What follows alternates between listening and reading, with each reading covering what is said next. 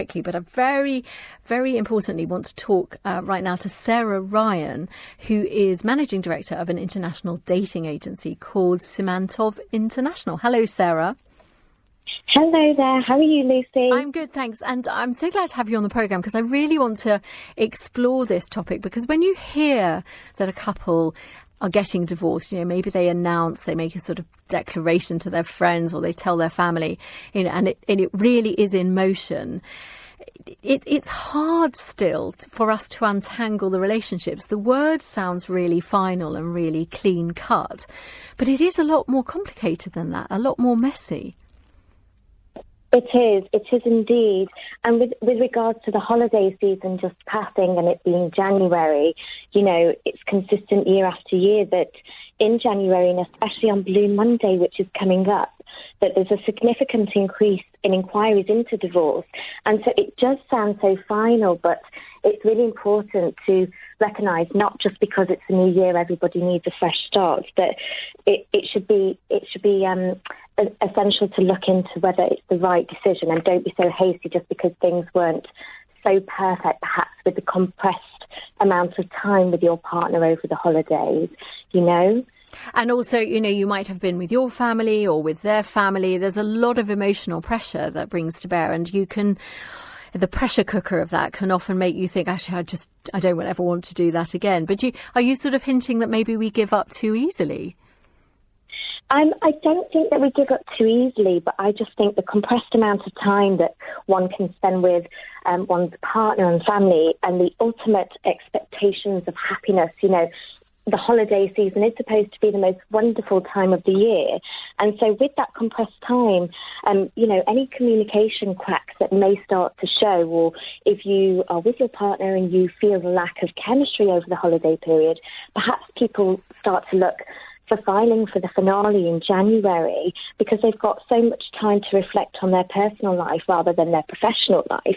So I just think that people should take their time when it comes to divorce, particularly in this month, because things can't just be all momentum with a wonderful beginning to the new year and, a new love and a new relationship. I think taking your time and considering, have you explored all avenues and done everything that you can to make it work and this, is the last resort.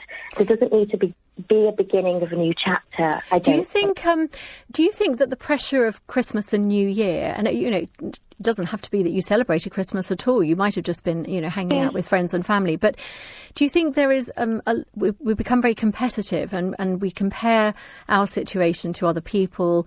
We're forced to be with family members or friends, and we look at their relationships and we think, oh, they've got, they do things differently. They've got a better relationship than I have, or he got better presents than I did, or she got this, I got that, and that actually you forget the good things in your relationship and you almost fast forward to an ending too soon.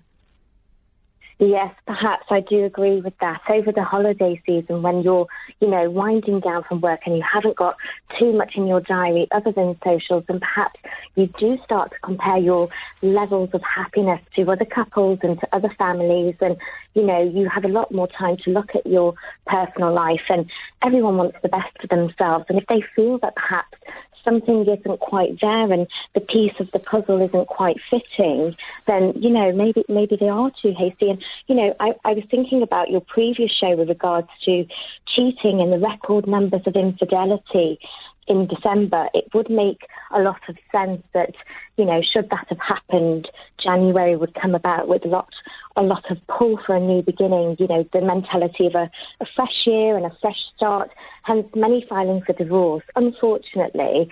But yes, with regards to your question, I do think that there is a lot of competitiveness for ultimate happiness these days, unfortunately. But I think we also have to recognise, don't we, that, some relationships do turn sour.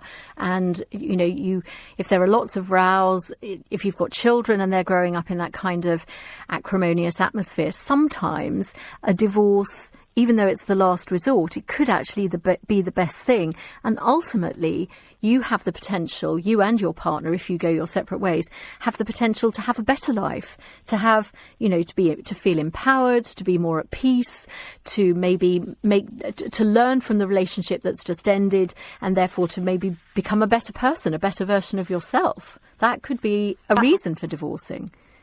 Absolutely, especially if it's, the right decision for both parties and they do feel that ultimate happiness and the best happiness that they can possibly achieve today or tomorrow is to come by filing for divorce. Then yes, absolutely, a new year, a new start, a fresh slate.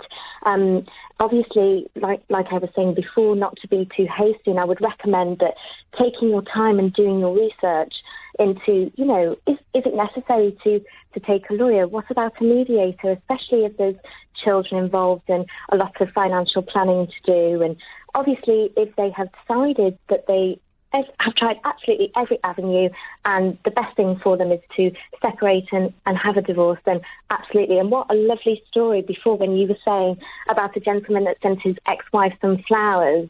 How lovely is that? You rarely hear those stories, and it's very nice to hear. More often than not, you hear stories in the news about divorce parties, which is the new trend, and it's such a negative thing, isn't it? Well, on the programme, with Beverly's show an hour or so ago, she was talking about a good death, and I think sometimes we need to recognise that there are ways in which you can have a good divorce, so that even though it does mean rupture and it does mean change, and human beings are pretty rubbish at change, we try to resist it. There could be opportunities, so much for growth, but also for learning so much about yourself, that actually divorce can really be the making of somebody. Yes, absolutely. And, it's not holding back and making sure you find who you are again as a singular, going solo and getting out there and trying new experiences without, your other partner and what they are interested in, what you're interested in doing and conducting your life as a singular and making sure you live the best life that you possibly can. It's essential, isn't it? Absolutely. That's what we're on this planet to do. Thank you, Sarah Ryan, Managing Director of the international dating agency Simantov International.